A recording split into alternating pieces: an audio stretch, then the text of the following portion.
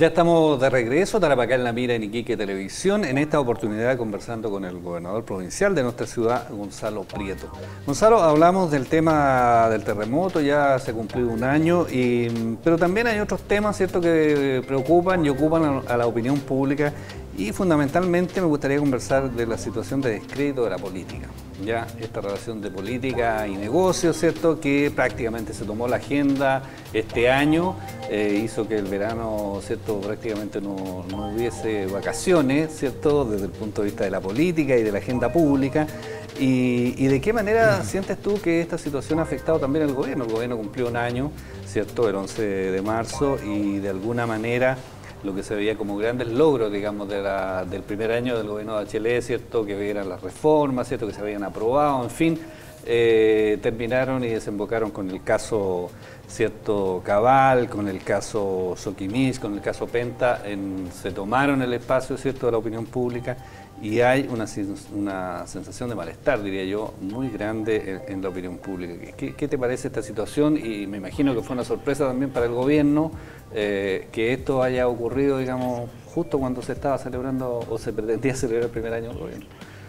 Bueno, yo creo que en principio nosotros cuando asumimos el gobierno asumimos con un tremendo desafío.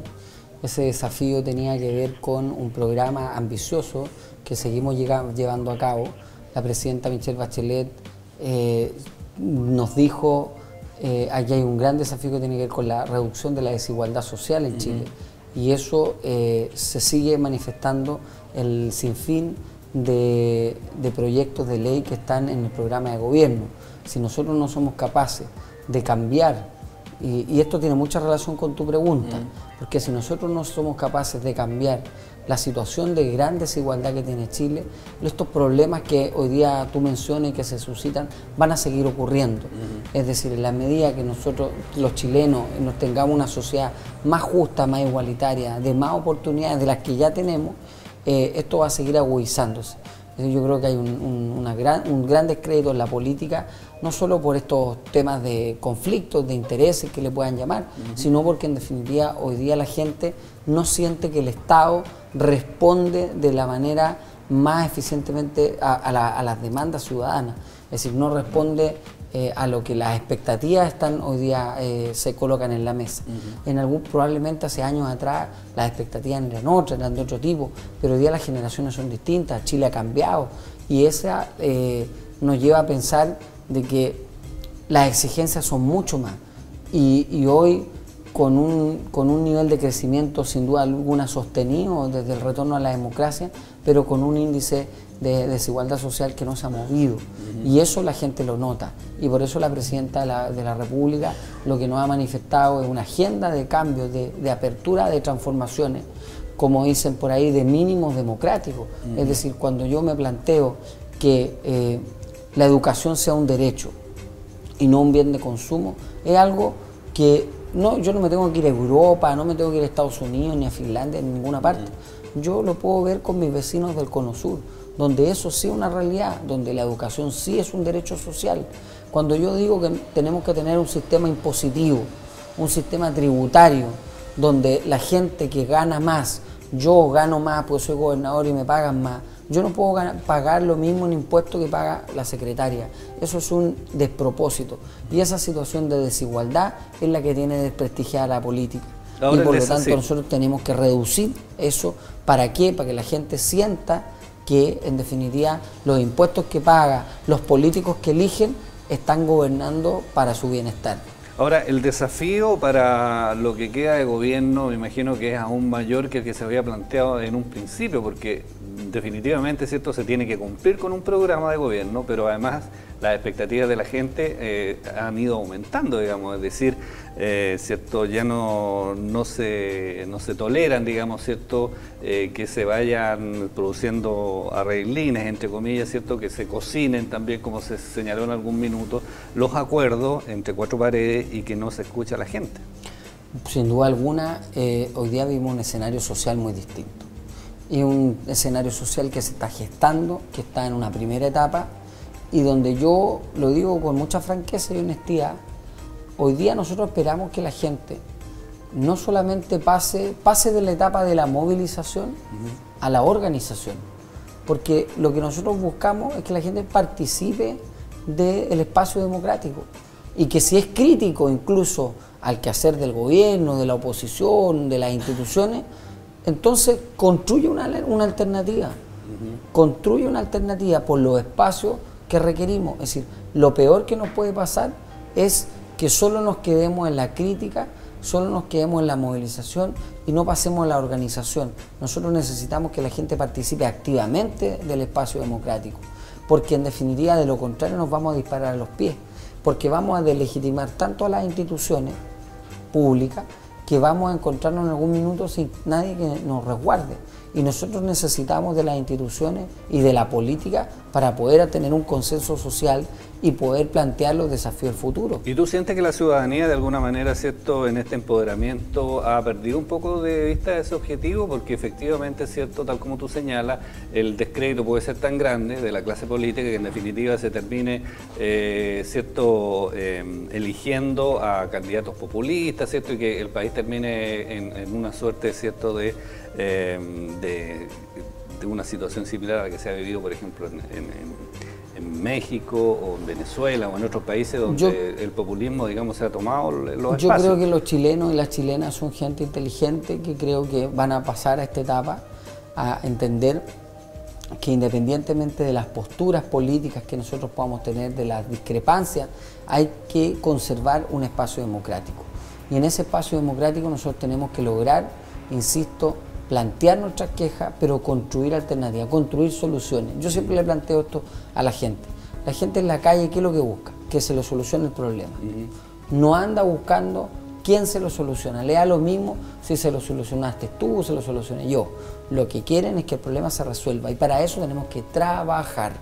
Y nosotros ponernos las pilas, trabajar, demostrarle a la gente que estamos llevando adelante un programa de transformación social, de transformación política, que lo que busca es reducir estas brechas de desigualdad. Y esto, en términos concretos, se materializa en mejor educación, mejores relaciones laborales, una nueva constitución política para Chile, una reforma tributaria que además financie la cantidad enorme de programas sociales que nosotros llevamos a cabo. Y eso es el gobierno de la presidenta, un gobierno que lo que busca es reducir la desigualdad social para que la gente sienta que, insisto, que los políticos que elige, que el gobierno que tiene, existe y tiene un propósito que es el propósito de llevar mayor bienestar social. Y ahí tenemos que hacer un ejercicio de participar activamente en la política. Yo voy a poner un buen ejemplo. Hoy día, por ejemplo, la gente se puede quejar de las rutas concesionadas.